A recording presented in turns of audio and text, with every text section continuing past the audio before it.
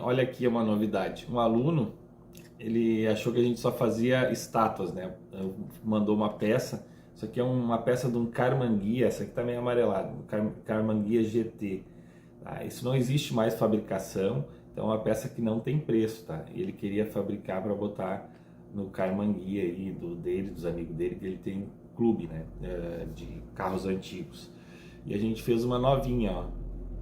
Ó a diferença. Uma tá amarelada já e essa aqui tá branquinha, tá novinha ainda. Fiz uma novinha usando as formas. A forma que a gente fez essa aqui, eu não precisei fazer uma forma econômica porque é uma peça baixinha, chatinha, né?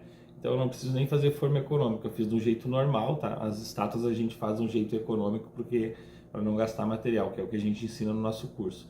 Essa aqui eu não precisei fazer econômica porque ela já é uma peça achatadinha, né?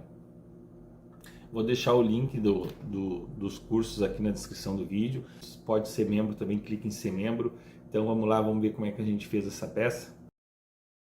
Bom, essa peça aqui eu cobrei R$ 120 cada peça para fabricar 20 peças, tá? R$ 120 cada uma. No caso, para fabricar 10 peças, cobrei R$ 1.200 e mais o valor do material utilizado, tá?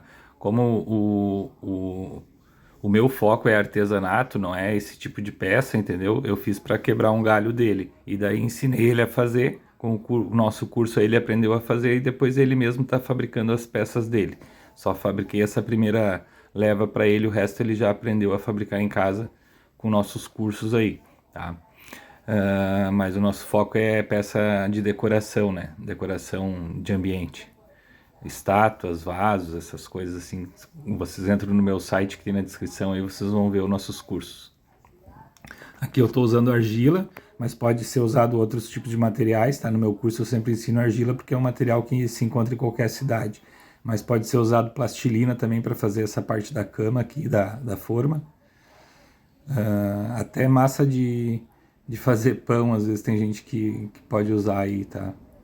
Então são vários materiais que dá para ser utilizado para fazer a parte da cama aqui. Vou fazer uma forma bem simples aqui, né? Bem fácil, não preciso economizar material porque é uma peça que é chata, né? Vai pouco silicone.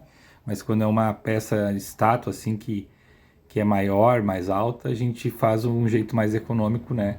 E só faz uma película de silicone e bota mais uma parte que é para ela não se rasgar. Aqui eu vou fazer os encaixes da forma, eu vou fazer ela bipartida, né, com encaixe.